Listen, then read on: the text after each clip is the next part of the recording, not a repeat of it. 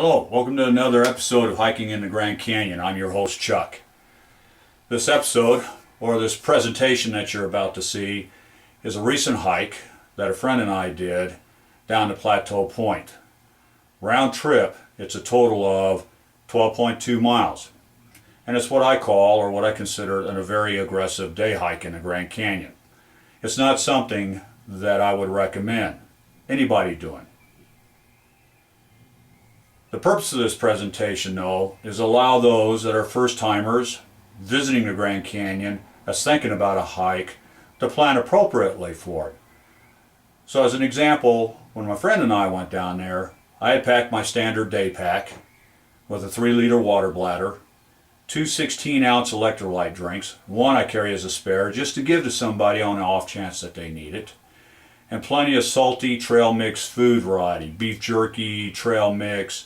Personally, I know when I break for lunch, I like to have tuna packs and then fill it up with extra salt. All this is very important when doing an aggressive day hike in the Grand Canyon in the summer.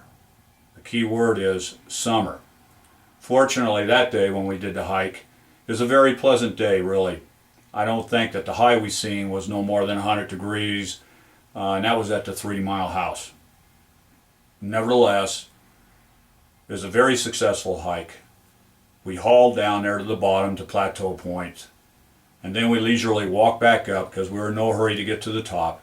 The top is always there when we get there. We did plenty of breaks along the way, and I hope you enjoy this presentation because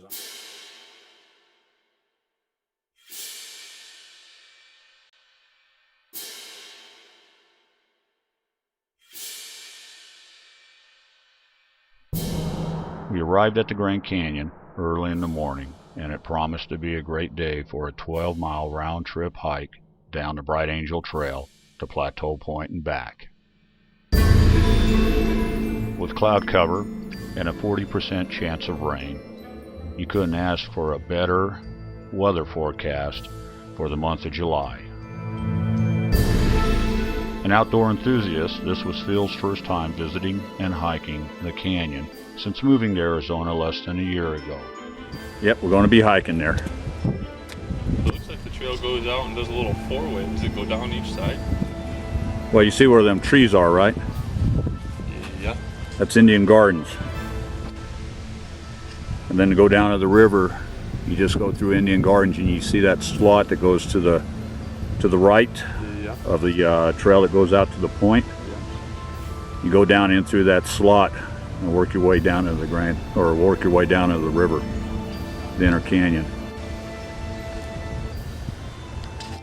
And then that slot going straight out, is that the bottom? Yep. The inner canyon straight out in front of us? Yeah. Yep, that's where the river's at. We'll see it from Plateau Point.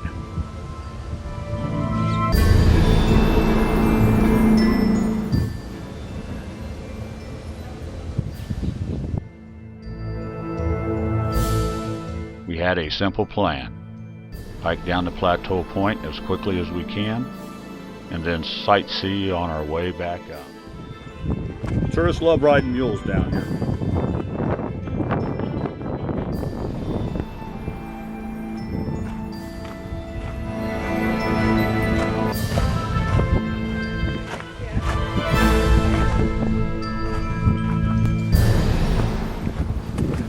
How you folks doing? Jordan, how are you? Doing good, thank you. And there it is. See it, Phil? The 1.5 mile house. I'm not talking about the head over there. I'm talking about the 1.5 mile house. Well, not necessarily a picture, but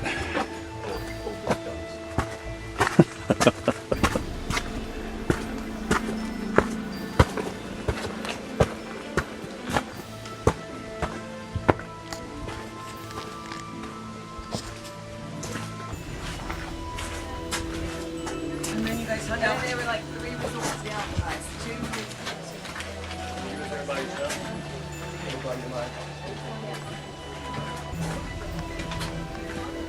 2. Mile and a half house, Phil.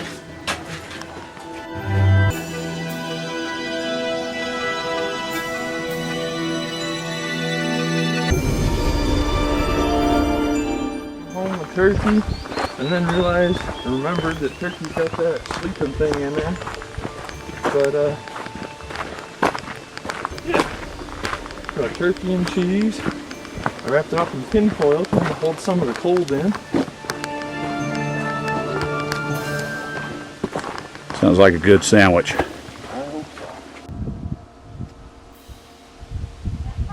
We stopped long enough at the 1.5 mile house and 3 mile house to take a few pictures and enjoy the early morning cool.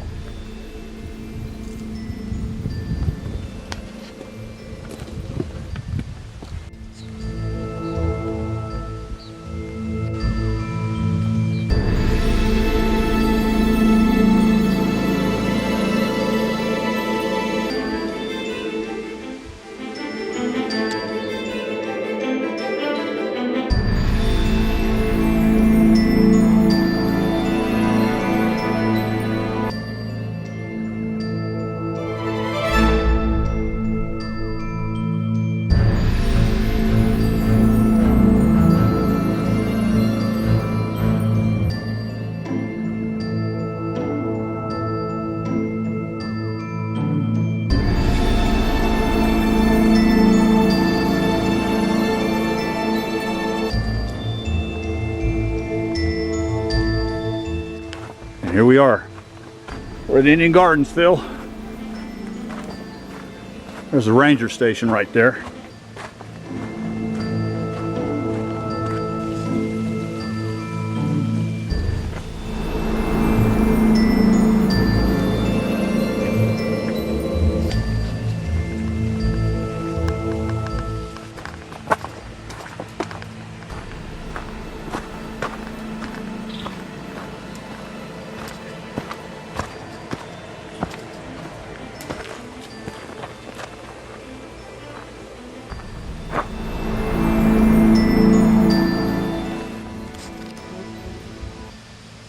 Does it look like a big lizard?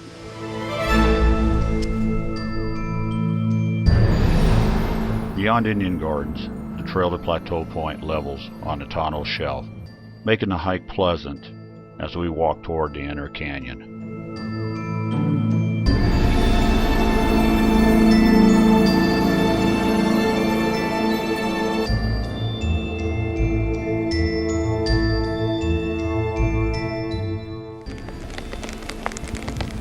Plateau Point, and right now it's raining.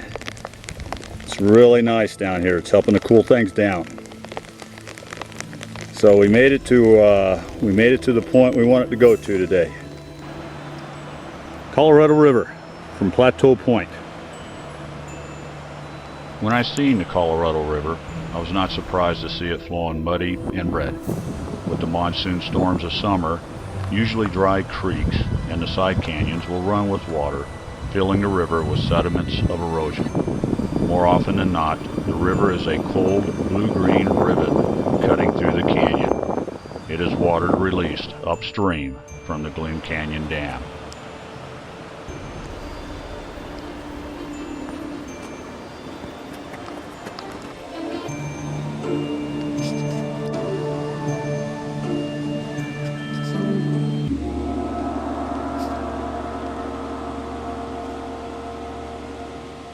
A water slide? I don't know as I'd want to slide down that booger. Only a few folks showed up after Phil and I arrived.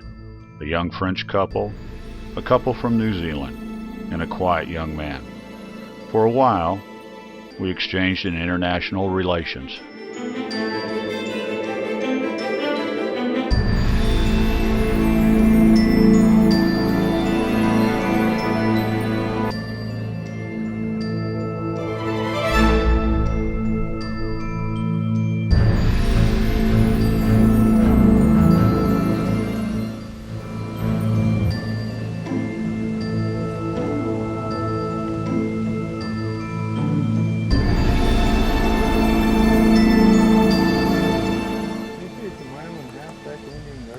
Yeah, give or take.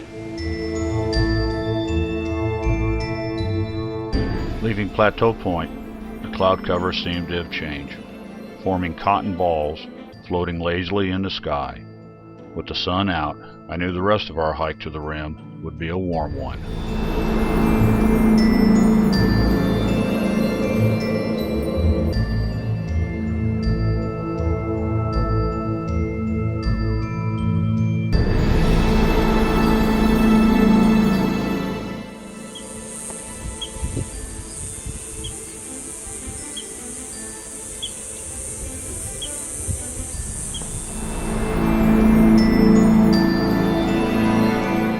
We stayed at Indian Gardens for about an hour, eating lunch, tanking up on water, and enjoying the cool shade.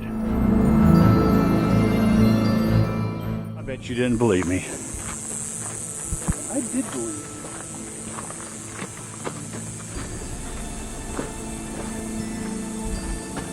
Because you were telling me about it.